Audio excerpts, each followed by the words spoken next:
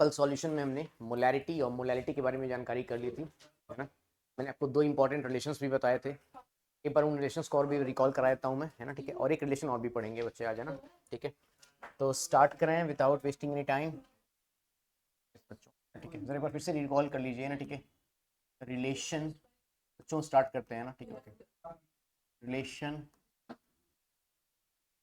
Between molarity and mass by mass percent, ये मैंने आपको बता दिया था, है ना बच्चों।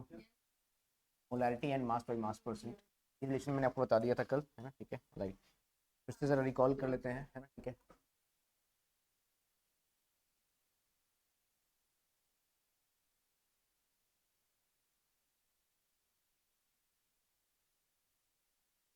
क्या था बच्चे रिलेशन, याद है? Capital M is equal to, yes, N into percentage, percentage mass by mass into density upon molecular weight, किसका बच्चों? सॉल्यूट का, है ना, याद है, ठीक है। एक रिलेशन हमारे पास ये वाली थी, है ना, ठीक है। राइट, सेकेंड रिलेशन के बारे में बातें करें, हाँ, ओके। सेकेंड रिलेशन हमारे पास है relation between capital M and small M, ये भी मैंने बता दिया था कल आपको, ठीक है बच्चों। राइट, तो ये क्या था इस बारे में ज़रा समझते हैं, ठीक है। Capital M is equal to small into D upon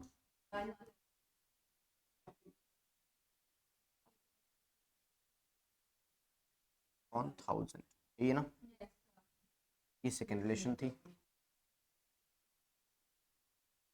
okay. और एक रिलेशन और ध्यान लिखिए बच्चों, है ना, ठीक है। Right,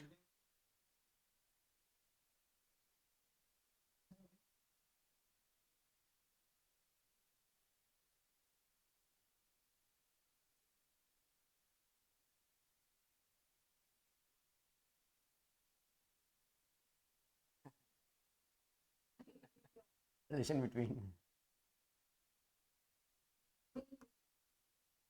molality and mole fraction,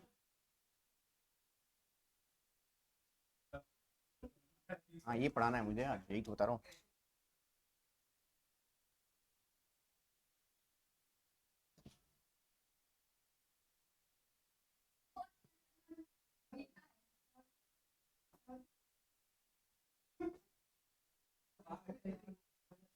zeta B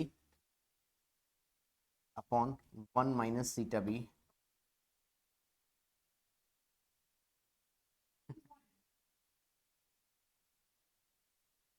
1000 upon molecular weight of solvent. ये ध्यान रखना बच्चे, इस बार आप मॉलिक्यूलर वेट किसका ले रहे हैं? सॉल्वेंट का ले रहे हैं, ओके। ये तीन रिलेशन हैं बच्चों, ठीक है, जहाँ से आपके क्वेश्चन थोड़े से आसानी से सॉल्व हो जाएंगे, ठीक है। पर इन्हें नोट कीजिए, फिर आगे बातें करते हैं ना।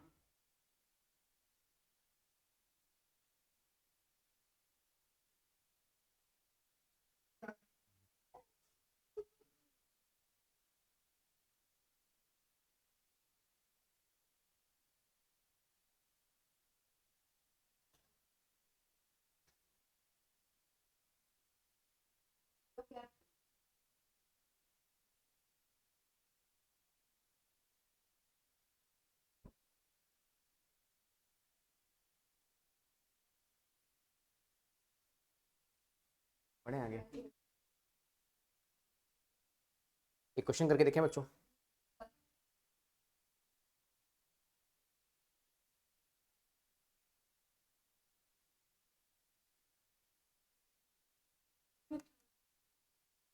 Find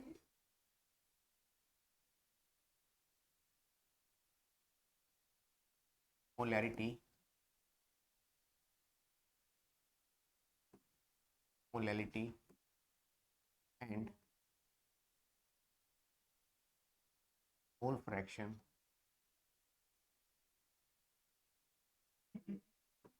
if an aqueous solution, an aqueous solution of Ki have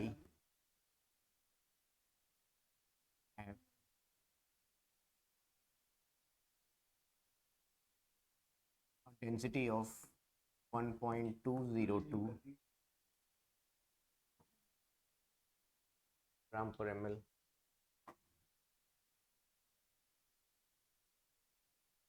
containing 20% Ki by mass। ये क्वेश्चन है ना।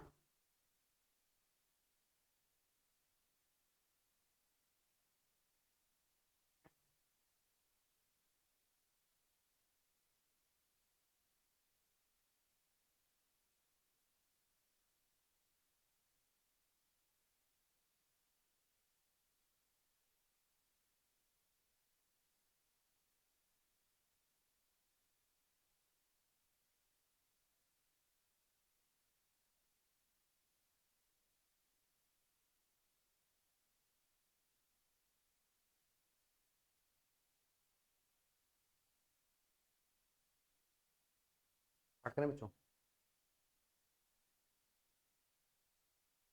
ट्राई कर लो, मैं भी ट्राई करता हूँ साथ साथ आपके, है ना।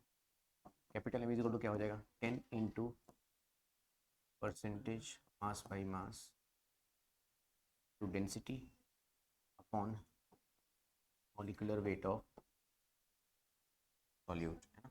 ठीक है, ये फॉर्मूला हमारे पास है ना बच्चों। तो पहले मोलैरिटी निकाल लेते हैं, बात करें यहाँ से। ओके, देखिएगा ध्यान से बच्चों, ठीक है। हम यहाँ पर लिखेंगे capital M is equal to 10 into percentage कितना दिया है बच्चे, 20, density 1.02 upon molecular weight of K I. Potassium hydrate का मॉलिक्यूलर वेट कितना, 166। यहाँ से जो वैल्यू आती है बच्चों कितनी आती है, 1.44 मोल पर लीटर। क्या गया हमारे पास बच्चों, कैपिटल एम।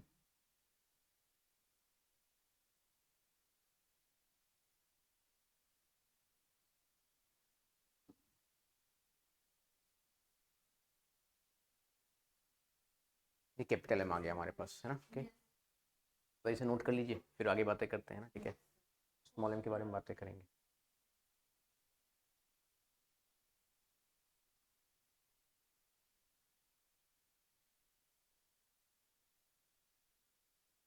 स्क्रीन से नहीं हट सकता, रीज़न ये है क्योंकि फिर ये क्रिएट करेगा, ब्लर हो जाएगा, आपको विजिबल ही नहीं।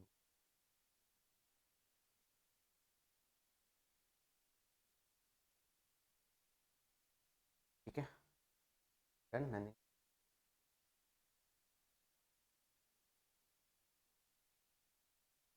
ओके, ठीक है, फर्स्ट पार्ट सॉल्व हो गया बच्चों। अब सेकंड पार्ट के बारे में बातें करें। तो फर्स्ट पार्ट से हमारे पास जो आंसर आया बच्चे ना, ठीक है, 1.44, इसका इस्तेमाल अब कहाँ पर करेंगे बच्चे, सेकंड पार्ट में, है ना। ठीक है, सेकंड पार्ट के लिए हमें क्या करना होगा बच्चे, सेकंड पार्ट में हमारे पास मिल जाएगा यहाँ पे, हाँ सॉरी, हाँ कैपिटल एम, अब हम मोलैरिटी निकालना है, मोलैरिटी है ना। ठीक है, तो क्या हो जाएगा बच्चे, small m into D upon 1 plus small m into molecular weight किसका होता है बच्चों, सॉल्यूट, है ना। ठीक है, अपॉन क्या हो जाएगा बच्चों, 1000, है ना। ठीक है, राइट, ये फॉर्मूला होता है हमारे पास, गॉट इट। ठीक है, तो शुरुआत करें इसमें वैल्यूज डालना। सुनिएगा ध्यान से बच्चों, हमारे पास क्या मिला, एम इज इक्वल टू क्या मिला बच्चों, 1.44 इज इक्वल टू एम हमें निकालना है 1.202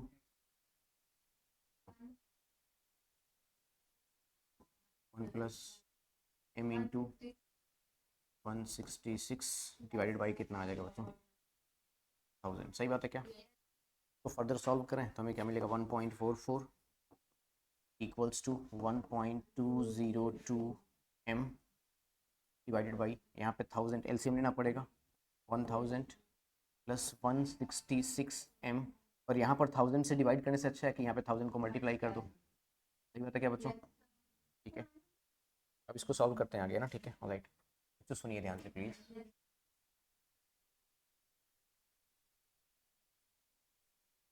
हमें क्या मिल जाएगा बच्चे, 1000 को मल्टीप्लाई करेंगे तो कितना मिलेगा हमें, 1440 plus 239.96 m is equal to 1202 m। ठीक है, राइट। यहाँ से क्या मिल जाएगा बच्चे में, 1440 is equal to 1202 m minus 239.96 m। यहाँ से 1440 इज इक्वल टू मिल जाएगा बच्चे टू, यहाँ पे एग्जैक्ट डेटा थोड़ा सा गड़बड़ हो रहा है, 04 आता है बच्चों।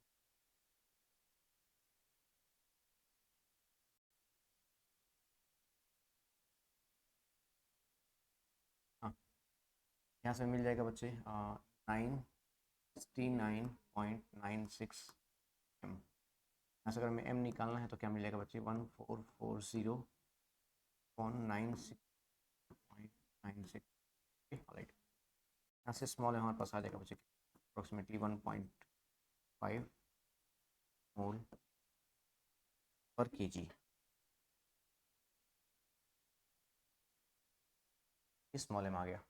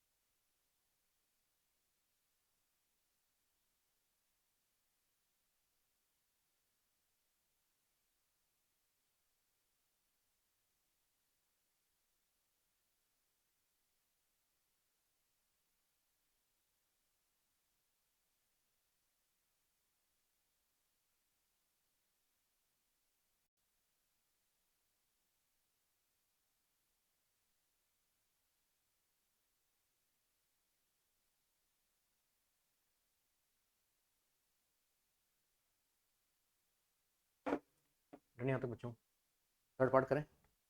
थर्ड पार्ट में क्या है बच्चे, मोल फ्रैक्शन निकालना है। तो मोल फ्रैक्शन में क्या होगा बच्चों, मोल फ्रैक्शन का फॉर्मूला क्या होता है हमारे पास, small m is equal to beta B upon 1 minus beta B 2000 upon molecular weight. इस बार किसका मोलिकुलर वेट होता है बच्चे, सॉल्वेंट। यूजुअली सॉल्वेंट हम क्या लेंगे, अगर एक्वस दिया तो वाटर लेंगे ना बच्चों। ठीक है, तो स्टार्ट करें, है ना।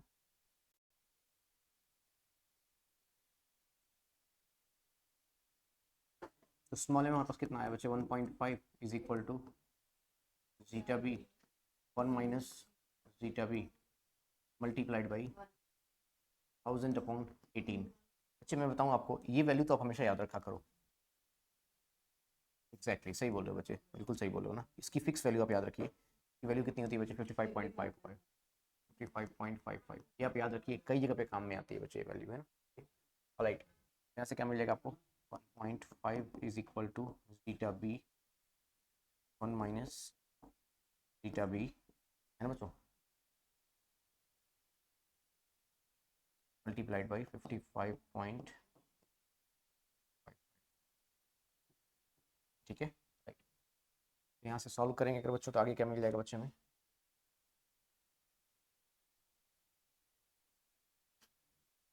मल्टीप्लाई करें तो यहाँ पे क्या मिल जाएगा, 1.5 minus 1.5 zeta b equal to 55.55 zeta b. सही बात है क्या, इस जीटा बी को इधर लेके जाएंगे तो 1.5 is equal to 55 55.55 zeta b plus 1.5 zeta B.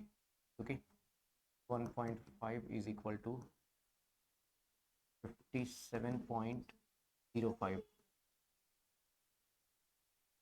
zeta b. So zeta b comes out to be 1.5 upon 57.05 0.05 है ना बच्चों, अभी comes out to be something, कितना आ जाएगा बच्चे, शायद 0.026 के आसपास आता है, मुझे एग्जैक्ट इसका डेटा याद नहीं है, बस जरा चेक करना बच्चे ना डिवाइड करके। और मोल फ्रैक्शन की कोई यूनिट नहीं होती है ना बच्चे, क्योंकि ऊपर भी मोल्स होते हैं नीचे भी मोल्स होते हैं, मोल्स मोल्स कैंसिल हो जाएंगे।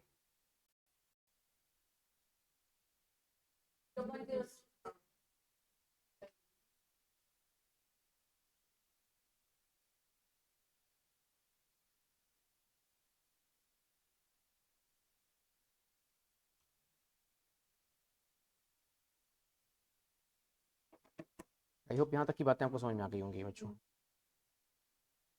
Molarity molality and mole fraction clear हो गया ना।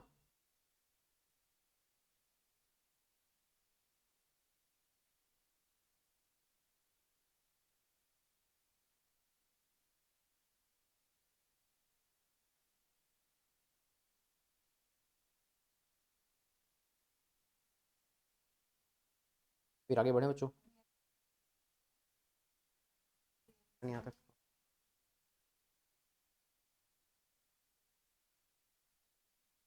हो गया साक्षी। अब हम बातें करेंगे बच्चे इस चैप्टर के, अभी तक तो जो पार्ट था बच्चे क्लास 11 से भी ऑलरेडी हमने पढ़ा हुआ है ना, ठीक है राइट है, ठीक है। अब हम बात करेंगे बच्चे इस चैप्टर के स्पेशल टर्म के बारे में, ठीक है, जिसको हम क्या बोलते हैं, सॉल्युबिलिटी ना। सॉल्युबिलिटी से शुरुआत करते हैं, डेफिनेशन से शुरू करेंगे है ना, राइट फ्रॉम डेफिनेशन इटसेल्फ है ना, ठीक है। Solubility of solute its maximum amount is its maximum amount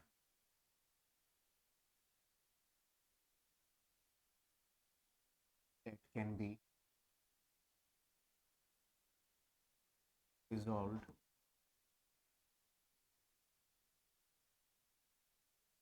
solvent at a fixed temperature, ठीक है। तो मतलब जरा समझ लें बच्चों, क्या तो मतलब क्या होता है, देखो सिंपल सी बात है ना, ठीक है ऑलराइट, कि हमने यहाँ पे क्या कंसिडर कर लिया बच्चे, हमने यहाँ पर कोई एक कंटेनर ले लिया, हमने यहाँ पर कोई एक कंटेनर ले लिया, ठीक है बच्चों ऑलराइट। और उस कंटेनर में हमारे पास पहले से कोई एक सॉल्वेंट है, क्या है बच्चों, कंटेनर में कोई एक सॉल्वेंट है हमारे पास,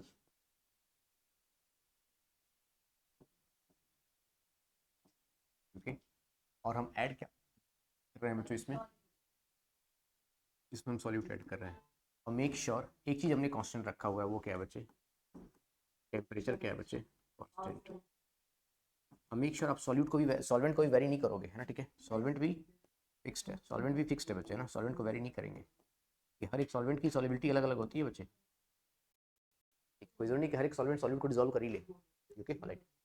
अब क्या बताया जाए बच्चे, इस पर्टिकुलर सॉल्वेंट में किसी एक पर्टिकुलर टेम्परेचर पे कितना सॉल्यूट का मैक्सिमम अमाउंट, सॉल्यूट का मैक्सिमम कितना अमाउंट डिजोल्व कर पा रहे हो बच्चे, वही डिफाइन करता है किसको, ठीक, वही किसको डिफाइन करता है बच्चे, सॉल्युबिलिटी को, ओके।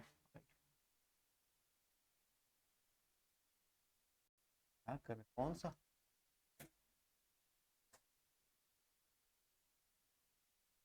वही डिफाइन करता है किसको बच्चों, सॉल्युबिलिटी को, got it.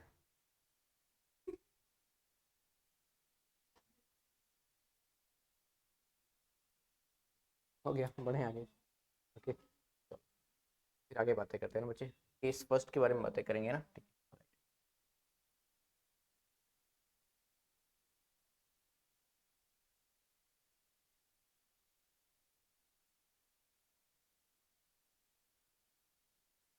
Solubility of solid in liquid, solubility of solid in liquid,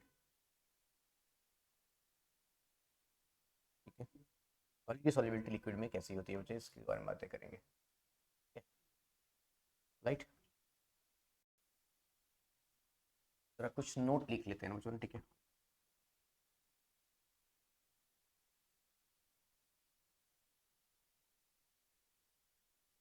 note में ये है बच्चों कि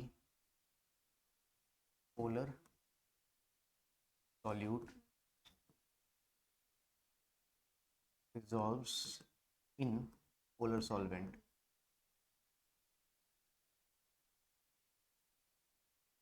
While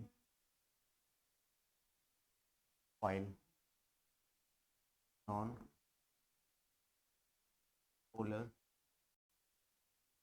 solute gets dissolved in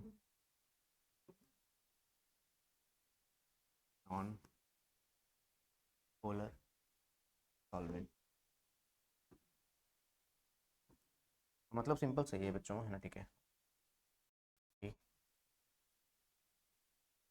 high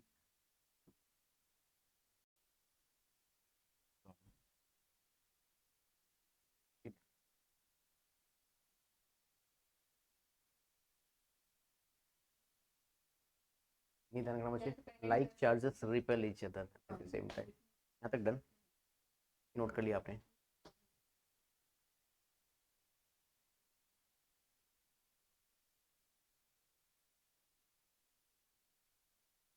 mines का बेसिक स्ट्रेंथ का लेक्चर मिल गया था, कर लिया था, आया था समझ में, चल भी करा।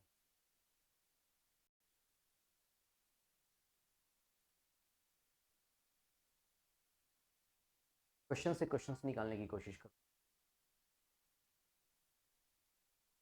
ग्वेनिडीन ग्रुप है, ठीक है, एमिडीन ग्रुप है, इससे भी क्वेश्चंस आ सकते हैं, कोई जरूरी नहीं है कि सीरीज ही याद करो। समझ पाए आपके कहने का सेंस क्या है? कहने का सेंस मेरा ये है बच्चे, है तो क्या, लेट्स सपोज मैंने यहाँ पर कंसिडर कर लिया बच्चे, क्या मैंने यहाँ पर कंसिडर कर लिया, यहाँ पर कंसिडर कर लिया बच्चे NH2, है ना, ठीक, ओके ऑलराइट। डबल बॉन्ड मैंने यहाँ पे क्या ले लिया बच्चे, NH, यहाँ मैंने ले लिया बच्चे, ठीक बात है। इसके पास भी लोन पेयर से, इसके पास लोन पेयर, इसके पास भी लोन, पास भी लोन पेयर से हैं क्या, ठीक है। इसको हमने दे दिया बच्चे 1, इसको हमने 1 दे दिया, इसको हमने क्या दे दिया बच्चे, 2 दे दिया, तो हमने 2 दे दिया। अब वो बोलेंगे बच्चे कि 1 और 2 में बताओ कौन ज़्यादा बेसिक है, फंस गया मामला। अब 1 और 2 में कौन बेसिक है, अब बताओ क्या करो। ये तो ग्वेनिडीन ग्रुप है, अब तुमने पढ़ा था कि ग्वेनिडीन के बाद एमिडीन आता है, फिर अमाइन आता है, अब इसमें फंस गए, ये एडवांस क्वेश्चन हो गया। कोई दिक्कत वाली बात नहीं, आपने पढ़ा था बच्चे, याद आया। Localised and localise delocalised lone pair, double bond nitrogen पर लोन पेयर जो होता था बच्चे, वो रेजोनेंस में इन्वॉल्व नहीं होता। ये फ्री है, फ्री है तो ये डोनेट होगा, जो डोनेट होते हैं वो लुईस बेस होते हैं। आगे बात समझ में, बस तो समझ रहे हो ना, कहीं से क्वेश्चन पुट अप हो सकता है, बस ध्यान रखना। ये कई चीज़ है, ये नोट कर लिया बच्चे आपने, नोट कर लिया था ना, ठीक है। तो इसके जरा एग्जांपल्स देखते हैं बच्चे, ठीक है। जैसे लेट्स सपोज मैंने यहाँ पर कंसिडर कर लिया बच्चे, मैंने यहाँ पर कंसिडर कर लिया NaCl एंड शुगर, ठीक है बच्चे, और सॉल्वेंट मैंने क्या ले लिया बच्चे, H2O, और ये मैंने सॉल्वेंट क्या ले लिया बच्चे, बेंजीन। बताइए, शुगर और आई मीन सॉल्ट वाटर में क्या होते हैं बच्चे, अब बताओगे जरा, वाटर में क्या होते हैं, सॉल्युबल, और बेंजीन में क्या हो जाएंगे बच्चे, इनसॉल्युबल। कोई बताएगा बच्चे इनका रीज़न क्या हो सकता है? सिंपल सी बात है ना, ठीक। ये सॉल्वेंट कैसा है बच्चे, बताओ जरा, सॉल्वेंट कैसा, नॉन पोलर, ये कैसा है बच्चे, पोलर, ये कैसे हैं बच्चे, ये पोलर हैं, तो polar solute, polar solvent soluble है, सही बात है क्या। एट द सेम टाइम अगर हम बातें करें किसके बारे में बच्चे, ज़रा ध्यान समझना, अगर से सेम टाइम अगर हम बातें करें किसके बारे में, सपोज हमने ले लिया बच्चे, मैंने यहाँ पर कंसिडर कर लिया नेप्थलीन, है ना, ठीक, ओके, या फिर हाँ एग्जैक्टली मैंने यहाँ पर एंथ्रेसिन ले लिया, नेप्थलीन या फिर एंथ्रेसिन, ठीक है बच्चों, राइट। और अगेन मैंने सॉलिबिलिटी चेक कर लिया, है ना, ठीक है, एक बार किस में, वाटर में, और मैंने क्या लिया बच्चे, अगेन बेंजीन ले लिया। अब आप बताएं बच्चे नेप्थलीन और एंथ्रेसिन कैसे, एग्जैक्टली, क्योंकि ये दोनों खुद कैसे होते हैं, ये दोनों कैसे होते हैं बच्चे, नॉन पोलर होते हैं, ये कैसा है बच्चे, पोलर है। अब पोलर की सॉलिबिलिटी तो होगी नहीं यहाँ पे, ये कैसे होंगे बच्चे, नॉन पोलर, सही बात है क्या। अब बताइए जरा यहाँ पर क्या मिलेगा, हो जाएंगे इनसॉल्यूबल, और ये कैसे हो जाएंगे, सिंपल सी बात है, सारी बातें समझ में बच्चों।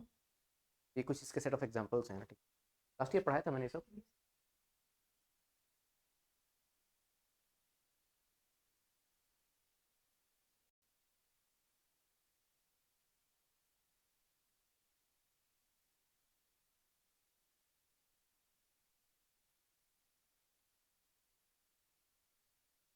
क्या आगे पक्का।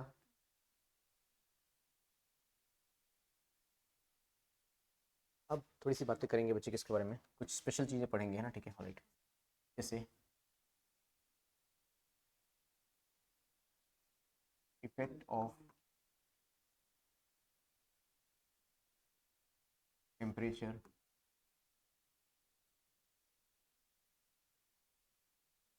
solubility of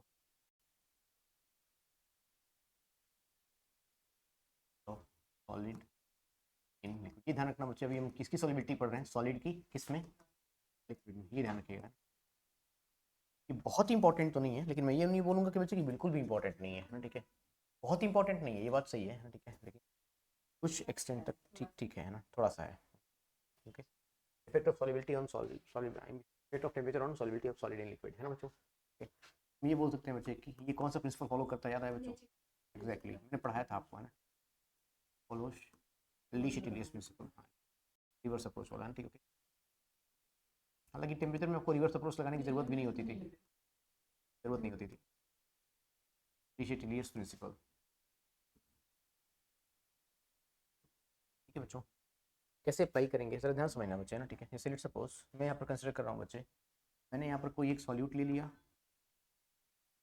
ठीक है बच्चों, राइट है ना, ठीक, और उसको मैं सॉल्वेंट में क्या कर रहा हूँ बच्चों, ऐड कर रहा हूँ, ठीक है क्या, ठीक है। और उसी को मैं क्या प्रोवाइड कर रहा हूँ बच्चे, तो मैं हीट प्रोवाइड कर रहा हूँ। क्या मुझे सॉल्यूशन मिल जाएगा बच्चे, बताओ जरा, क्या मुझे यहाँ से सॉल्यूशन मिल जाएगा, सही बात है क्या। और अगर ऐसा है बच्चों, तो रिएक्शन कौन सी डायरेक्शन में जाना प्रेफर करेगी, बताओगे जरा बच्चों, क्यों, क्योंकि बच्चे सॉल्यूट और सॉल्वेंट को हीट मिल रही है, तो वो क्या बनाना पसंद करेंगे बच्चे, सॉल्यूशन बनाना पसंद करेंगे, सिंपल सी बात है। इसका मतलब ये प्रोसेस कैसा है बच्चे, बताओगे जरा, ये प्रोसेस एंडोथर्मिक है कि एक्सोथर्मिक है, एंडोथर्मिक है। हमें यहाँ पे साफ साफ समझ में आ रहा है बच्चे, है ना, ठीक है। एंडोथर्मिक का मतलब समझ पा रहे हैं क्या बच्चे, डेल्टा एच की वैल्यू कैसी है बच्चे, बताओ जरा, पॉजिटिव, सही बात है क्या। अगर प्रोसेस एंडोथर्मिक है, इसका मतलब सॉल्यूट और सॉल्वेंट को हीट मिल रही है, हीट एब्जॉर्ब कर रहे हैं, और वो क्या बना रहे हैं बच्चे, सॉल्यूशन बना रहे हैं। हमें फिलहाल ये समझ में आ रहा है ना, ठीक है, कि अगर हमारे पास प्रोसेस एंडोथर्मिक है, ठीक, ओके, तो टेम्परेचर को बढ़ाने पर सॉल्युबिलिटी क्या करेगी बच्चे, इंक्रीज कर जाएगी। सॉल्युबिलिटी क्या कर रही है, इंक्रीज करिए, तभी तो सॉल्यूशन फॉर्म हो रहा है। क्या बात समझ में आई बच्चों आपको, पक्का।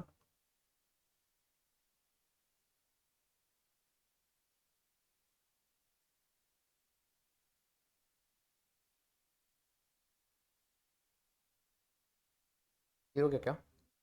अच्छा, एट द सेम टाइम अब मैंने कॉन्सेप्ट क्या लिया बच्चे, यहाँ पे जरा ध्यान समझना, ठीक है। मैंने यहाँ पर कंसिडर कर लिया बच्चे, है ना, ठीक है, क्या, सॉल्यूट प्लस सॉल्वेंट, ना, ठीक है राइट।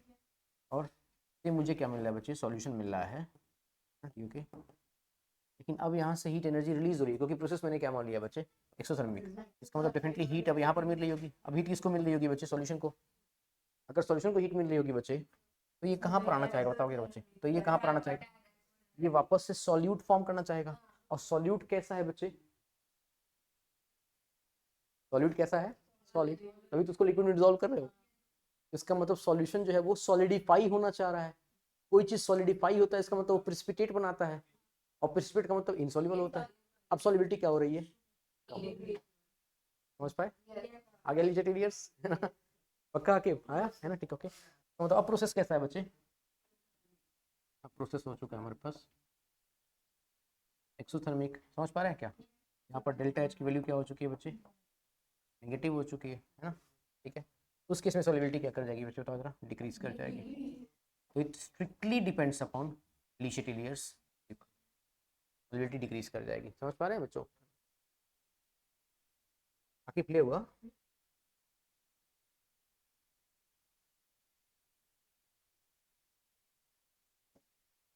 ठीक है, एंडोथर्मिक प्रोसेस में अगर आप टेम्परेचर बढ़ाएंगे, सॉलिबिलिटी क्या कर जाएगी बच्चे, बढ़ जाएगी। एक्सोथर्मिक प्रोसेस में भी अगर आप टेम्परेचर बढ़ाएंगे, ये ध्यान रखिए बच्चे, टेम्परेचर आपको बढ़ाना ही है, टेम्परेचर बढ़ाएंगे, लेकिन टेम्परेचर मिल किसको रहा है, सॉल्यूशन को, वो इस तरफ जाना चाहेगा, बैकवर्ड जाना चाहेगा, समझ पा रहे हैं क्या बच्चों। तो उस केस में सॉल्यूट फॉर्म होगा, और सॉल्यूट कैसा है बच्चे, सॉल्यूट हमारे पास कैसा है, सॉलिड है। तो सॉलिड सब्सटेंस अगर कहीं पर फॉर्म हो रहा है बच्चे, अगर कहीं पर सॉलिड सब्सटेंस फॉर्म, इसका मतलब सॉलिबिलिटी क्या हुई है बच्चे, कम हुई है, डिक्रीज हुई है, सिंपल सी बात है। क्या चीज़ क्लियर हो गई आपको, ठीक है। नोट करें फिर आगे बढ़ते हैं फटाफट से, पक्का? ओके जी, ठीक है। चलिए, ये केस फर्स्ट था। अब केस सेकंड के बारे में बातें करें बच्चों, सॉरी मतलब इसी के बारे में बातें करेंगे बच्चों, केस सेकंड के बारे में नहीं बल्कि अभी थोड़ी सी बातें और करेंगे, है ना, ठीक है। एग्जैक्टली, है ना, ठीक है। Effect of pressure on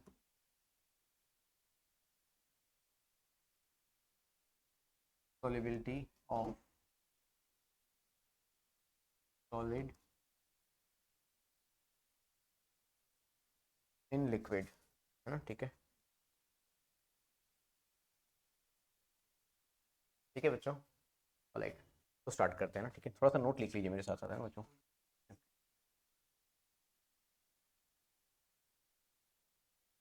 pressure do not have any significant effect, the significant effect on solubility of solid in liquid,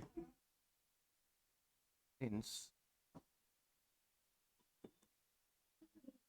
solids are highly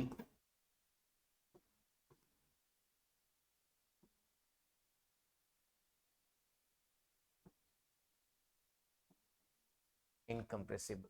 solids कैसे होते हैं बच्चे? हाईली इनकम्प्रेसिबल होते हैं। ये है। भाई आप किसी एक बकेट में, है ना, ठीक है, एक नमक का बड़ा सा टुकड़ा डाल दो, उसको हाथ से प्रेस करो, क्या वो डिजॉल्व हो जाएगा? नहीं, सॉलिड है बच्चे, है ना, ठीक है, डिजॉल्व नहीं होगा क्योंकि वो इनकम्प्रेसिबल होते हैं, ठीक है। तो ये चीज़ ध्यान रखिए बच्चे, सॉलिड्स इन लिक्विड्स का तो ये इफेक्ट नहीं हो रहा है, लेकिन गैस इन लिक्विड का बहुत बड़ा इफेक्ट होता है, और वहीं से हमें पढ़ना है बच्चे हेनरीज लॉ, ठीक है बच्चों, राइट है। तो ये हमने कंप्लीट कर लिया effect of, I mean temperature, pressure and all these factors, है ना, ठीक है, on solubility of solid in liquid. Solid और लिक्विड के सारे केसेस हमने पढ़ लिए, है ना बच्चों, ठीक है। अब बातें करेंगे केस 2 के बारे में, स्टार्ट करें बच्चों? ठीक है, तो केस 2 की शुरुआत करते हैं, है ना, ठीक है, राइट।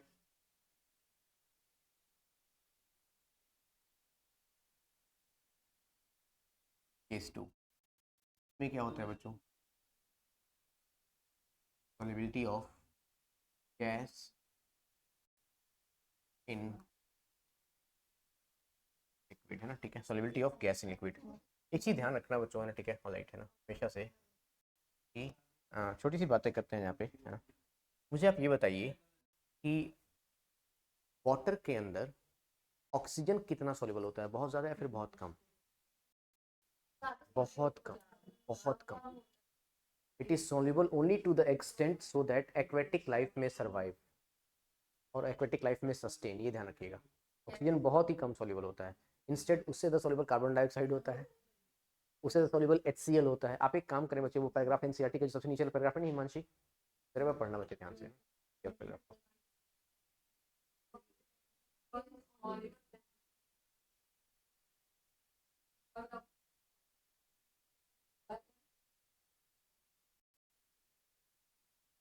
समझ पाए मेरी बात को?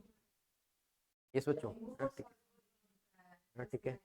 तो वाटर के अंदर ऑक्सीजन गैस बहुत ही कम सॉल्युबल होती है, HCl इनफैक्ट उससे ज़्यादा सॉल्युबल होता है, ठीक है, हाँ एग्जैक्टली।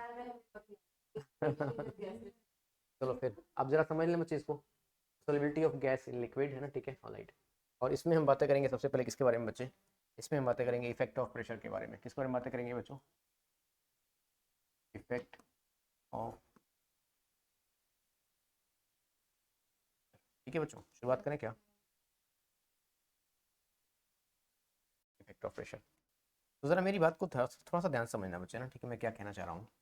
मेरे कहने का सिंपल सा सेंस है बच्चे, जैसे लेट सपोज मैंने यहाँ पर कोई एक कंटेनर ले लिया है बच्चों, राइट, मैंने यहाँ पर कोई एक कंटेनर ले लिया, ठीक है? इस कंटेनर में मेरे पास क्या है बच्चे? इस कंटेनर में मेरे पास कोई एक सॉल्वेंट है, राइट। अभी हम गैस इन लिक्विड पढ़ रहे हैं बच्चों ना, गैस इन लिक्विड, तो ऑफ कोर्स ये लिक्विड होगा, ठीक है। और हमने क्या कर दिया बच्चे, इसमें हमने कुछ गैस के मॉलिक्यूल्स क्या कर दिए बच्चे, मर्ज कर दिए इसके अंदर, ठीक है। ऑलराइट, ये गैस के कुछ मॉलिक्यूल्स हैं, यूनिफॉर्मली डिस्ट्रीब्यूटेड है फिलहाल। और मैंने क्या किया बच्चे, मैंने यहाँ पर क्या किया बच्चे, मैंने यहाँ पर एक डिवाइस अप्लाई कर दिया। डिवाइस समझ रहे हैं बच्चे, मैंने यहाँ पर एक डिवाइस लगा दिया, पिस्टन लगा दिया बच्चे। क्या लगा दिया बच्चे, लेट सपोज पिस्टन लगा दिया। या फिर मैंने यहाँ पर कुछ वेट रख दिए, लेट सपोज, है ना, ठीक है। लेट सपोज मैंने यहाँ पर रख दिया बच्चे W1 और यहाँ पर मैंने क्या लिख दिया बच्चे W2। अब ये दोनों W1 W2 क्या अप्लाई करेंगे बच्चे, यहाँ पर प्रेशर अप्लाई करेंगे। तो जरा ध्यान समझना बच्चे, थोड़ी देर मेरी बातों को ध्यान समझिए।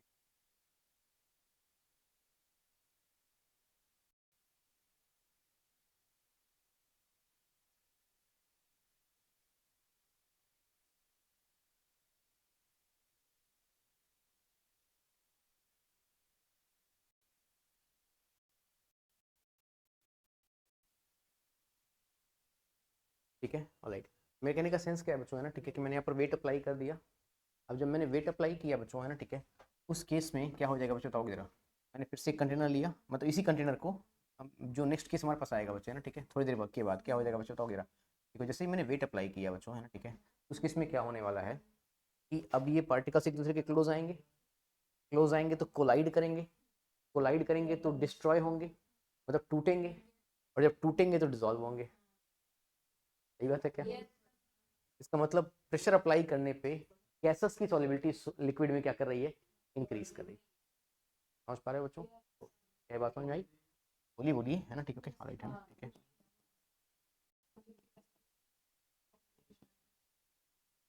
क्लियर होगा बच्चे, कॉन्सेप्ट क्या बताया मैंने आपको, है ना, ठीक है। मेरे कहने का सिंपल सा सेंस है, अभी ये गैसेस की मॉलिक्यूल्स एक दूसरे क्लोज आ गए, है ना, ठीक है, कोलाइड किए, और जब कोलाइड किए बच्चे, है ना, ठीक है, ऑलराइट, तो उस केस में क्या होगा बच्चे, उस केस में सॉल्युबिलिटी क्या कर गई, इंक्रीज कर गई। सही बात है क्या, बोलिए।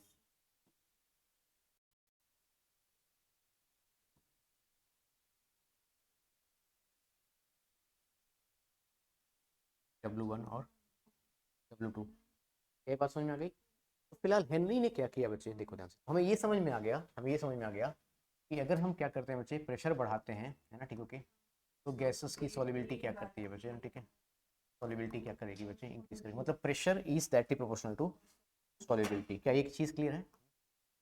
बट हेनरी ने ये बताया कि यहाँ पर कोई एक ही ऐसी गैस नहीं है बच्चे जो कि प्रेशर अप्लाई कर रही है, यहाँ बहुत सारी गैसेस हैं, ठीक है। जब बहुत सारी गैसेस के बारे में बात हुई बच्चे, है ना, ठीक है, ऑलराइट, ये बताया गया बच्चे कि हो सकता है यहाँ पर आई मीन हो सकता है कि यहाँ पर नाइट्रोजन गैस भी अपना प्रेशर लगा रही हो, है ना बच्चों। हो सकता है हाइड्रोजन गैस अपना प्रेशर लगा रही हो सकता है ऑक्सीजन गैस अपना प्रेशर लगा रही हो, तो इंडिविजुअल गैसेस अपना अपना प्रेशर लगाएंगे इसके ऊपर। सही बात है क्या बच्चे?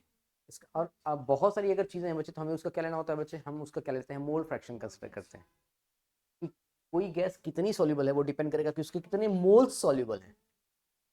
कोई गैस कितनी सॉल्युबल है वो डिपेंड करेगा कि उसके कितने मोल सॉल्युबल है।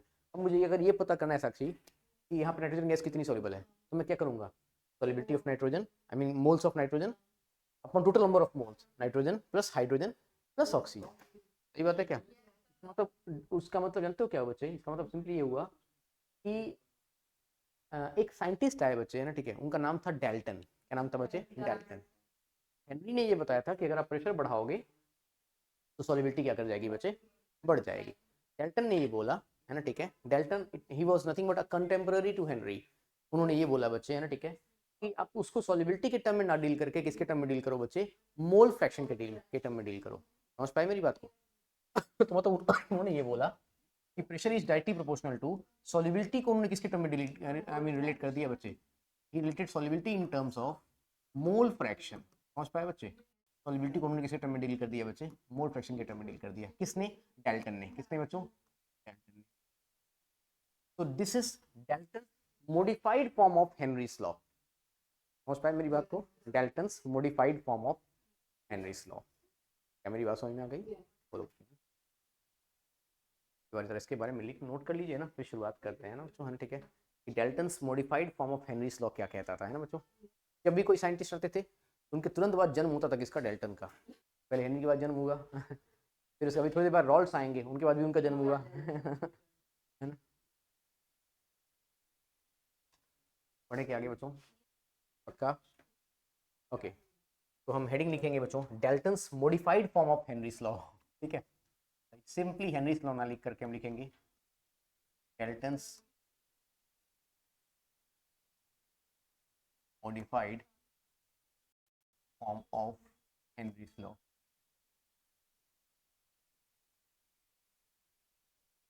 ठीक है बच्चों, बात करते हैं। उन्होंने बोला बच्चों और अ लिक्विड सॉल्यूशन, है ना, ठीक है, और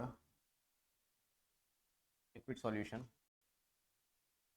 partial pressure of a gas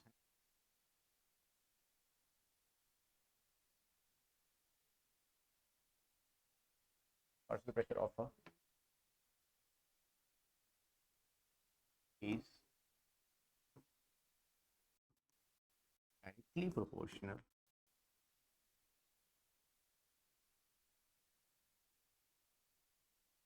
to its mole fraction, is directly proportional to its mole. It means partial pressure of gas. अरे क्या लोगे चुप हो जाने का अरमान, लगातार बोलता है भाई यार, मुंह भी दर्द नहीं होता।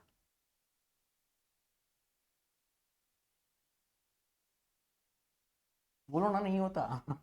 पूछ रहा हूँ, is directly proportional to mole fraction. Mole fraction of gas, ठीक है, I mean partial pressure of gas is equal to KH into beta of gas. कितना खा के आता है सुबह सुबह, जो लगातार बोलते रहता है ये। बोलता तो मैं भी हूँ यार, लेकिन खा के नहीं आता। अरे बोल दी तो रहा हूँ तभी से।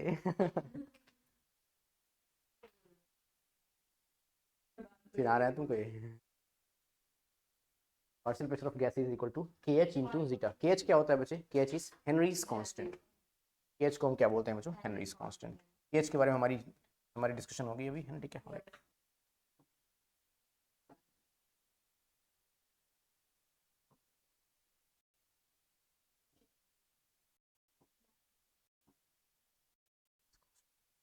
ठीक है, नोट करें, फिर आगे बढ़ते हैं। इसके बारे में बहुत सारी बातें बताता हूँ आपको मैं, पक्का? ओके, बड़े बच्चों आगे। हाँ हाँ हाँ, अलग अलग गैसेस के लिए अलग टेम्परेचर पर अलग अलग वैरी होती है। बताता हूँ, जस्ट बताता हूँ, जस्ट अगले मिनट में। हिमांशु जो टेबल आपने ओपन किया है ना, अभी वहाँ पे मिल जाए। बस वही बताने वाला था कि, है ना, अपने मुंह की बात ही छीन ली एकदम ऑलमोस्ट, है ना, ठीक है। ध्यान समझना बच्चे, हमने यहाँ पे क्या देखा? पी इज इक्वल टू, हमने क्या देखा बच्चे? पी इज इक्वल टू हमने देखा KH इंटू थीटा। सही बात है क्या बच्चे? हम यहाँ से क्या निकालते हैं बच्चे? KH निकाल लेते हैं। KH इज इक्वल टू क्या हो जाएगा बच्चे? Partial pressure upon mole fraction. अच्छा, यही सेम चीज़ और भी हो जाएगी क्या बच्चे? पार्शियल प्रेशर मोल फ्रैक्शन को हमने किसके टर्म में डील किया था बच्चे, याद आया? सॉल्युबिलिटी के टर्म में डील किया था। सही बात है क्या? बताइए। अब एक काम करते हैं बच्चे, है ना, ठीक है। अब जरा देखते हैं इफेक्ट ऑफ टेम्परेचर। इसी में हम क्या देखेंगे बच्चे? Effect of temperature. स्टार्ट करें क्या? सर ध्यान समझना बच्चे, जो टेबल हिमांशी आपने ओपन किया हुआ है, ठीक है, उसमें नाइट्रोजन गैस कंसिडर करो बच्चे ना, ठीक है, नाइट्रोजन गैस, ठीक है, ओके। दो अलग अलग टेम्परेचर दिए हुए हैं बच्चे, एक 293 दिया होगा और एक 303 दिया होगा, 303 केल्विन। सही बात है क्या? उसमें आप जरा मुझे KH की वैल्यू बताओ।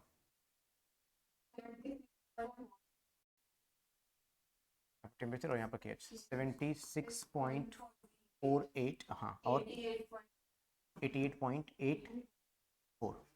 आप नोटिस करो बच्चे, सेम गैस है, टेम्परेचर बढ़ाने पे KH क्या कर रहा है बच्चे? बढ़ रहा है। मतलब जब आप टेम्परेचर बढ़ा रहे हो बच्चों, तो KH क्या कर रहा है? बढ़ रहा है। यहाँ से अगर आप देखें बच्चे ध्यान से ना, ठीक है, मैं ये बोल सकता हूँ क्या बच्चे कि KH is inversely proportional to, बताओगे जरा बच्चों, सॉल्युबिलिटी। अगर मैंने प्रेशर को क्या रखा? कांस्टेंट। ये बात है क्या? टेम्परेचर बढ़ा रहे हो तो KH बढ़ रहा है, अगर KH बढ़ रहा है तो सॉल्युबिलिटी क्या कर जाएगी? सॉल्युबिलिटी क्या हो जाएगी बच्चे, बताओगे जरा? कम हो जाएगी। शायद आपने सुना होगा मछली जल की रानी है। एक्चुअली आपने गलत सुना हुआ है, मछली ठंडे जल की रानी है। कोई मछली को गर्म पानी में डाल के बोलो तैर, थोड़ी देर बाद वो प्लेट में आ जाएगी। समझ रहे हो बच्चों, है ना, ठीक है। तुरंत साक्षी ने बोल दिया फ्राई हो जाएगी। ये नंदिनी सही बात है भाई यार, है ना, ठीक है। और तो कैसे तैरेगी वो, है ना। हम्म? इतना टाइम नहीं होता हमारे पास, उससे बढ़िया कि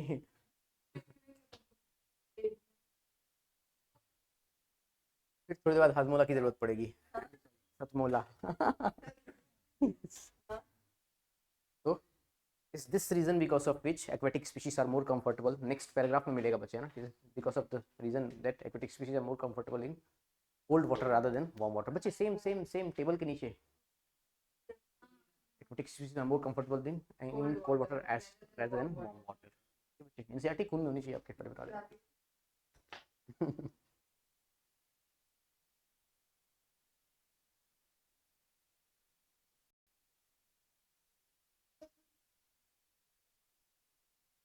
नहीं पढ़ना, बिना पढ़े डॉक्टर बन जाओगे।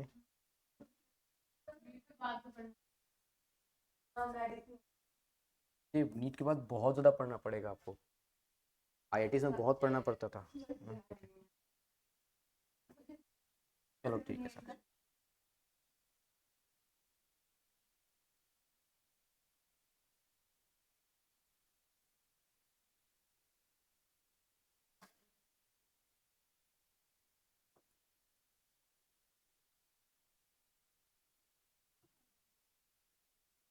Species are more comfortable in cold water।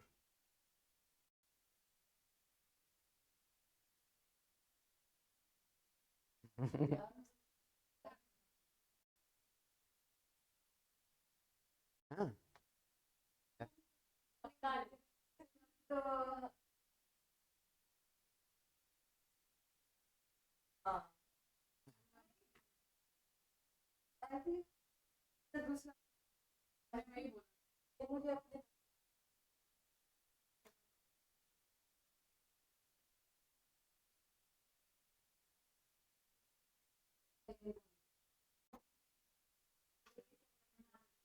तो ये 3 लाख रुपए पर ईयर मिलेंगे, या फिर जितनी, या जितनी बार शादी करोगे उतनी बार मिलेंगे।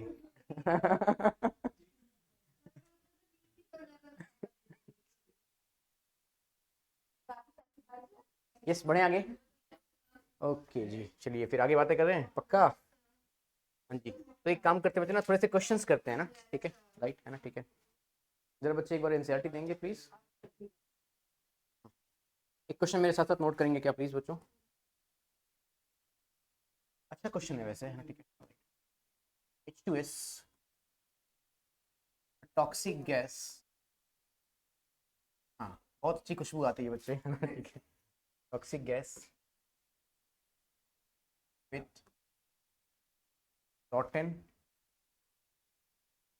egg like smell, क्या बात है।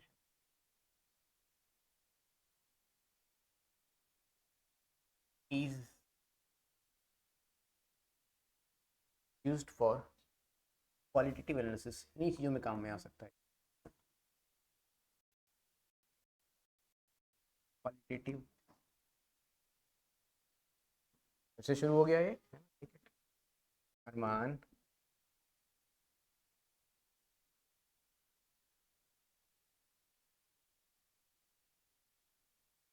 सॉलिबिलिटी, सॉलिबिलिटी बोल रहा हूँ मैं, of H2S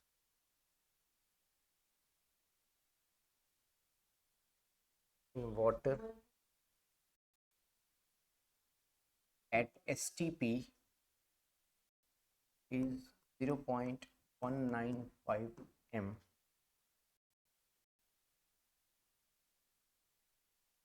Calculate Henry's law।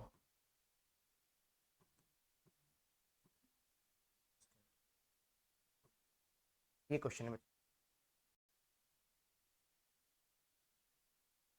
Calculate Henry's law constant.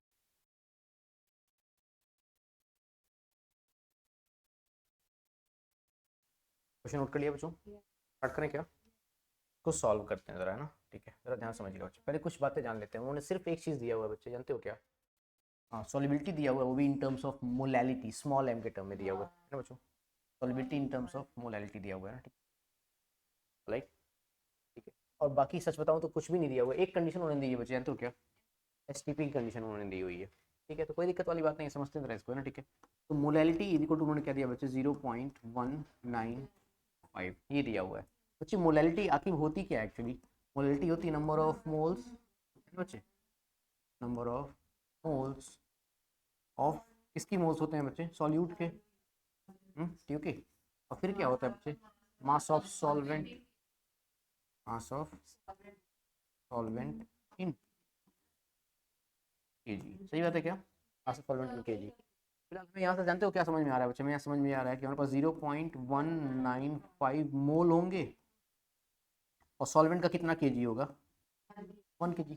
तभी तो हमारे पास सेम आंसर आएगा, सही बात है क्या बच्चों? अच्छा, इसका मतलब हम ये भी लिख सकते हैं क्या बच्चों, 0.195 मोल है ना बच्चों, ओके, अपॉन, अगर आप बुरा ना माने होली है तो 1000 ग्राम लिख सकते हैं क्या 1 केजी को? सही बात, सही है, बोलिए बच्चे ना, ठीक है। अच्छा, अब एक काम करते हैं बच्चे, हमारे पास ये जो डेटा मिला, इससे हम आगे प्रोसीड करते हैं। और यहाँ तक नोट करना चाहेंगे क्या बच्चों आप प्लीज़? एक बार यहाँ तक नोट कर लीजिए, फिर हम आगे बढ़ते हैं। नंदिनी, ऋषिका नहीं गई है? अभी घूमने जा रहे हैं यार, मैं ही नहीं जा रहा हूँ यार, मुझे भी जाना है उस ब्रांच पे। कुछ स्टूडेंट्स तो अंडमान निकोबार घूम रहे हैं उस ब्रांच पे, और बताऊँ चल क्या रहा है, आइसोमेरिज्म वो कौन समझाएगा वैसे बच्चे अच्छे हैं उस ब्रांच पे भी, काफ़ी अच्छे बच्चे।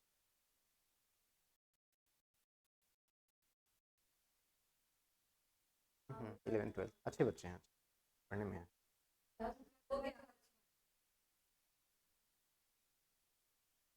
पढ़ने के आगे बच्चों, पक्का? ओके जी, तो यहाँ तक की बात समझ में आ गई क्या आपको? ठीक है, तो एक तो हमें नंबर ऑफ मोल्स मिल गए, और हमें सॉल्वेंट का मास मिल गया, क्यों बच्चों? ठीक है, और अप्लाई करते हैं sir Henry's law. Sir Henry's law क्या था हमारे पास? P इज इक्वल टू क्या था हमारे पास? K H, P is equal to K H into zeta, यही था ना बच्चों? P is equal to K H into zeta, यही तो था हेनरीज लॉ, ठीक है बच्चे। उन्होंने एक कंडीशन दी हुई है, जानते हो क्या? एसटीपी, किसी भी गैस का एसटीपी पे जो पार्शियल प्रेशर होता है बच्चे, ठीक है, वेरी गुड, वेरी गुड बच्चे, 0.987 बार है ना बच्चों, इसको आप नियरली क्या मान सकते हो बच्चों? देखो ना, ठीक है, राइट, बात समझ आ रही है बच्चे ना, ठीक है। तो हमने क्या मिल गया बच्चे? एस पे क्या मिल गया बच्चे? ये 0.987 बार मिल गया। आपको शायद के एच निकालना था इस बार, हेनरीज लॉ कांस्टेंट निकालना था ना, और जीटा के बारे में बातें करनी बच्चे ना, ठीक है। तो अगर जीटा निकालना बच्चे, अच्छा जीटा किसका निकालना है बच्चे? H2S का। तो नंबर ऑफ मोल्स किसके आएंगे बच्चे यहाँ पे? H2S। अगेन क्या लिखेंगे बच्चे? Number of moles of H2S। और फिर क्या लिखेंगे बच्चे? Number of moles of H2O। दूसरा ऑप्शन तो है नहीं हमारे पास, क्या बोलते हैं बच्चे? तो एक काम करते हैं, इसको हमने लिख लिया 0.987 बच्चे, इसको 1 बार लेकर के सॉल्व कर लेना आप, है ना, ठीक है, समझ पा रहे हो मेरी बात? 0.987 bar is equals to number of moles of H2S। जरा ध्यान से देखिए बच्चे, नंबर ऑफ मोल्स कितने आए हुए हैं? 0.195। देखो बच्चे, जब कुछ नहीं दिया हो ना तो मीनिंग से स्टार्ट किया करो, है ना, ठीक है, ऑलराइट, है ना, ठीक है। के एच मल्टीप्लाइड बाई क्या मिल जाएगा बच्चे आपको? 0.195 अपॉन, अगेन क्या मिलेगा? 0.195 प्लस, अब जरा ध्यान से देखो बच्चे, आपके पास क्या बचा भाई? वाटर है, वाटर कितने ग्राम है? सॉल्वेंट ही तो है, वाटर सॉल्वेंट है, सॉल्वेंट का कितना ग्राम दिया हुआ है? 1000, और वाटर का मोलर मास कितना होता है? 18, और उसकी वैल्यू कितनी आती है? याद आया? 55.5। एग्जैक्टली, समझ पाए क्या मेरी बात को? अच्छे, पक्का? तो मैं डायरेक्टली यहाँ पर 55.55 लिख दूँ, अगर बुरा ना माने आप तो? पक्का बच्चों, समझ पाए कैसे आया? भाई सॉल्वेंट कितना दिया होता है? 1000 ग्राम, और वाटर का मास कितना होता है? 18, 55.55, सही बात है क्या? अब यहाँ से आपका के एच निकालना क्या हो गया बच्चे? काफ़ी आसान हो गया, ठीक है।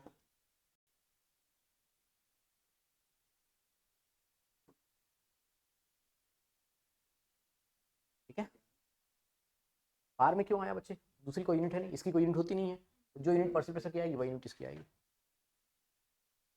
Got it?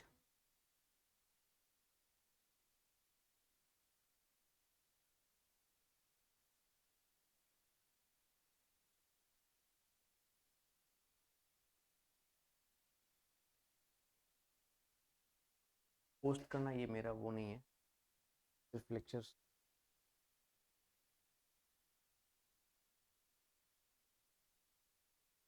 पढ़ें क्या आगे बच्चों?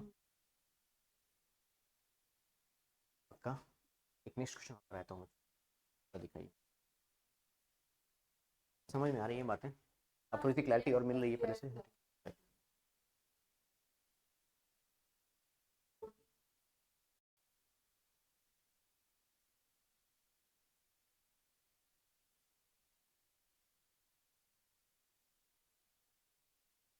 Henry's law constant for CO2 in water is 1.67 into 10 to the power 8 Pascal at 298 Kelvin. Calculate the quantity of CO2. Calculate the quantity of CO2 500 ml of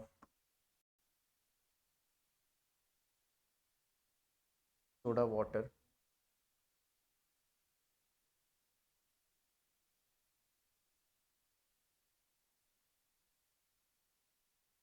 when packed under 2.5 atm CO2 pressure at 98 Kelvin.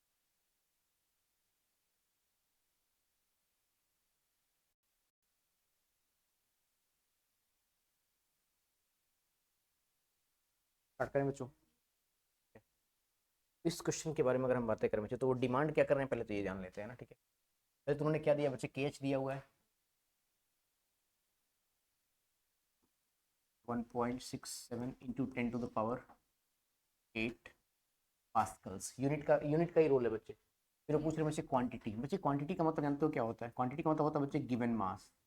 क्या होता है बच्चे? Given mass. Volume दिया बच्चे उन्होंने, ठीक है? Volume, volume कितना दिया बच्चे उन्होंने? 500 ml, okay? When packed under 2.5 atm, ठीक, ओके? तो पार्शियल प्रेशर उन्होंने कितना दिया बच्चे? 2.5 atm। अब दिक्कत यह है बच्चे कि हेनरीज लॉ कांस्टेंट की यूनिट जो है पास्कल में है, और इसकी यूनिट जो है बच्चे वो एटीएम में है। तो ये ध्यान रखना बच्चे, है ना, ठीक है, कि 1 atm इज इक्वल टू होता है 1.03125 into 10 to the power 5 pascals. इसको आप नियरली जानते हो बच्चे, क्या मान सकते हो? 10 टू द पावर 5 पास्कल। पूछो क्यों? क्योंकि ये 1 ही तो मल्टीप्लाई हो रहा है, 1.03 मतलब नियरली 1 है, और 1 को 10 टू पावर 5 मल्टीप्लाई करोगे तो कितना आएगा? 10 टू पावर 5 पास्कल। सही बात है क्या? नियरली 1, नियरली मान सकते हो आप। क्लियर है क्या ये चीज़? तो ठीक है, तो आपने इसको पास्कल्स में चेंज कर लिया। अच्छा, ये आपके पास कितना है बच्चे? ये 1 एटीएम का आया। आपके पास कितने एटीएम दिए हैं बच्चे? 2.5 एटीएम। क्या मेरी बात समझ में आ रही है बच्चे आपको? है ना, ठीक है? हाँ। अगर आपको क्या निकालना है बच्चे? अगर आपको पार्शियल प्रेशर निकालना है इन टर्म्स ऑफ 2.5 एटीएम, है ना, ठीक है, तो 2.5 एटीएम इज इक्वल टू कितना हो जाएगा बच्चे? इज इक्वल टू हो जाएगा, is equal to 2.5 into 10 to the power 5 pascal. ठीक है बच्चे, ये क्या आ चुका आपके पास? पार्शियल प्रेशर किसका बच्चे? CO2 का। क्या यहाँ तक की बात गिवन में समझ में आ गई कि नहीं आ गई? पक्का बच्चों? ठीक है, तो स्टार्ट करें क्या सॉल्व करना फिर इसको? ठीक है, तो जरा सा समझिएगा बच्चों इसको ना, ठीक है? हालांकि यहाँ से स्टार्ट करते हैं। तो partial pressure of CO2 is equal to KH into zeta of CO2। क्या मेरी बात सही है बच्चों? पार्शियल प्रेशर कितना आ गया आपके पास? Approximately 2.5 into 10 to the power 5। KH शायद आपको दिया हुआ है 1.67 10 टू द पावर 8 पास्कल। ये भी पास्कल है और ये भी पास्कल है, कैंसिल होना ही है। और इंटू क्या मिलेगा बच्चे आपको? Zeta of. तो यहाँ से आप क्या निकाल सकते हो बच्चों? यहाँ से आप जीटा ही तो निकाल सकते हो। बताइए बच्चों, अगर यहाँ से आप क्या निकालते हैं बच्चे? जीटा ऑफ CO2 निकालते हैं। जरा ध्यान समझ देंगे बच्चों, ठीक है? 1.67 से 2.5 जो बच्चे कैंसिल हो जानते हो कितने बार में? 1.5 टाइम्स में। कितने बार में बच्चे? 1.5 टाइम्स में, ठीक है? और इनटू क्या मिल जाएगा बच्चे आपको 10 टू द पावर माइनस का 3 मिल जाएगा। ज़रा ध्यान से देख लीजिए बच्चे, आप आराम से चेक कर लो। ओके, आपको जीटा ऑफ CO2 मिल गया बच्चे 1.5 into 10 to the power minus 3। अब ये वैल्यू बहुत छोटी है कि बहुत बड़ी है? बहुत छोटी है। आप 1000 से इस टर्म को डिवाइड करने वाले हो, 1.5 को आप 1000 से डिवाइड करने वाले हो। सही बात है क्या बच्चे? अगर आपने एक बार यहाँ तक नोट कर लिया हो तो फिर हम आगे बढ़ सकते हैं। कर लीजिए, कर समझ में आ रही है बच्चों बातें? मैं इस बार आपको अप्रोच बता रहा हूँ बच्चे कि क्वेश्चन को सॉल्व कैसे करना है ना, ठीक है राइट। लेकिन बच्चे हमारी स्पीड बहुत कम है ना।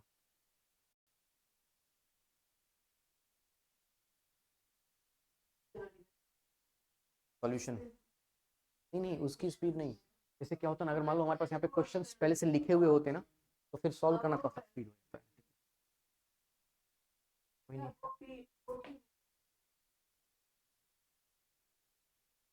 बट कोई दिक्कत नहीं, लिख के करेंगे, अच्छे से सीखेंगे, कोई दिक्कत वाली बात नहीं है। हम अपने टाइम से हैं हालांकि, है ना, ठीक है। मैं 15 जनवरी तक सिलेबस खत्म कर दूंगा आपका परीक्षा।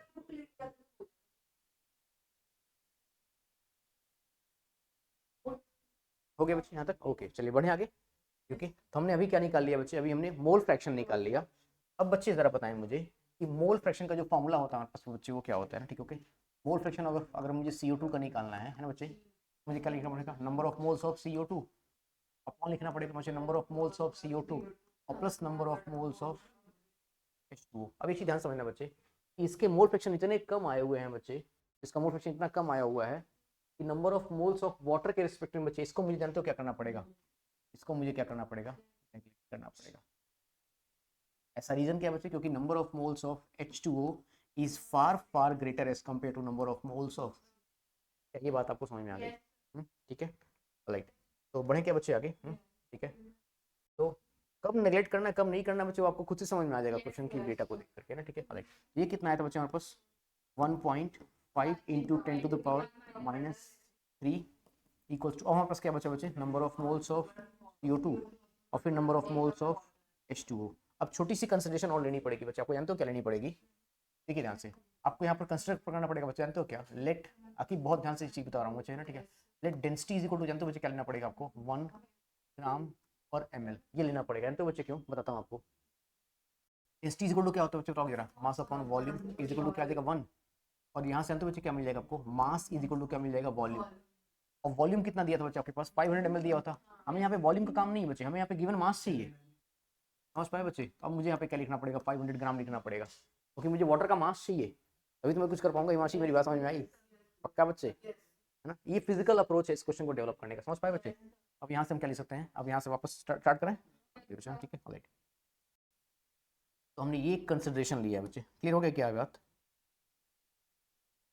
ये हमने कंसिडरेशन लिया था।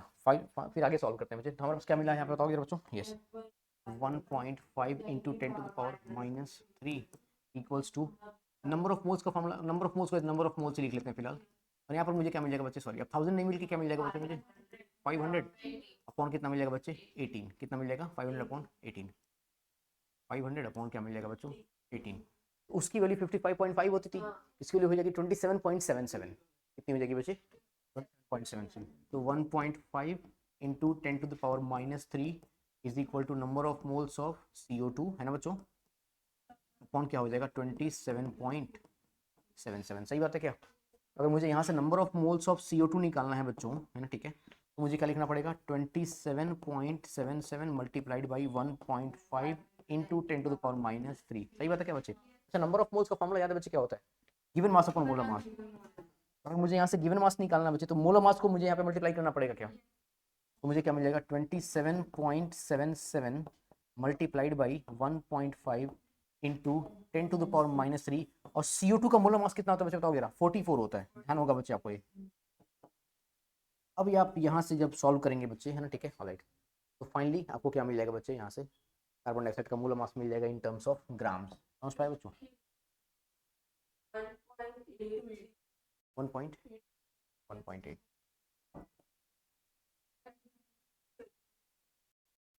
ठीक है बच्चों ऑलराइट। मेरा मानना है कि आप अप्रोच समझ पाए कि नहीं समझ पाए? जब क्वेश्चन में कुछ भी ना दिया हो बच्चे, तो कैसे सॉल्व करना है?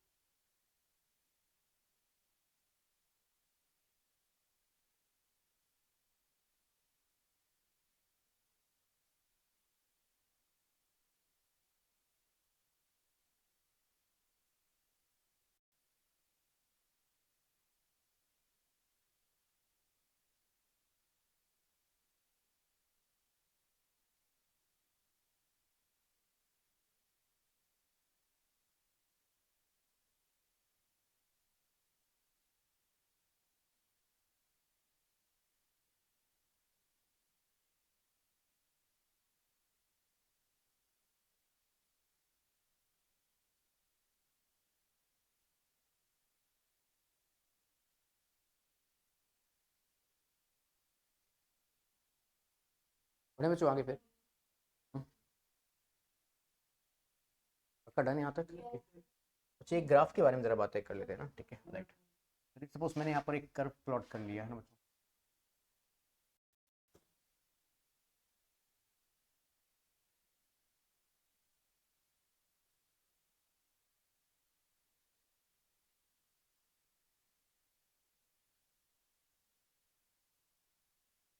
ठीक है। तो यहाँ पर मैंने कंसिडर कर लिया बच्चे पार्शियल प्रेशर,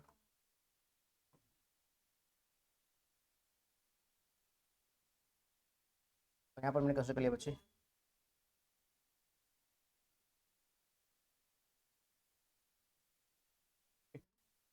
तो पहले हमने क्या पढ़ा था बच्चे, partial pressure of gas, partial pressure of gas is directly proportional to mole fraction of gas, यही तो पढ़ा था बच्चे हमने। कहाँ पे पढ़ा था बच्चे, आता है हेनरीज लॉ में, यही पढ़ा था ना। अगर डायरेक्टली प्रोपोर्शनल है बच्चे, हमारे पास जो कर्व आएगा बच्चे, कोई बताना चाहेगा कैसा आएगा, पासिंग थ्रू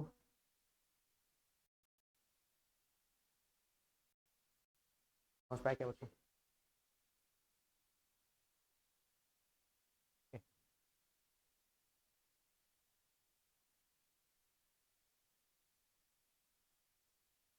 राइट।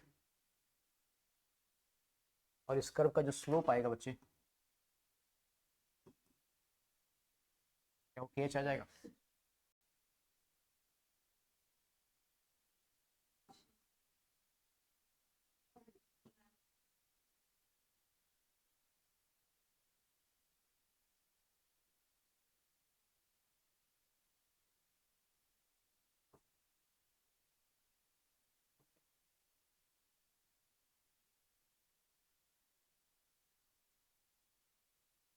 जिस तरीके से हमने हेनरीज लॉ सीख लिया है ना बच्चों।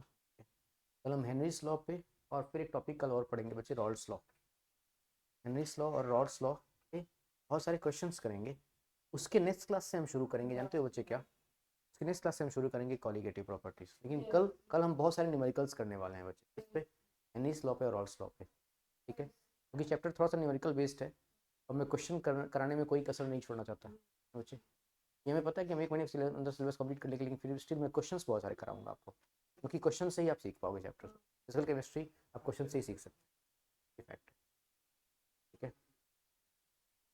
ओके बच्चों, फिर कल मिलते हैं, थोड़ी बहुत चीज़ें क्लियर हो रही हैं आपको, फिर कल मिलते हैं बच्चे आपसे ना, ओके ऑलराइट। रिवीजन करते रहें प्रॉपर।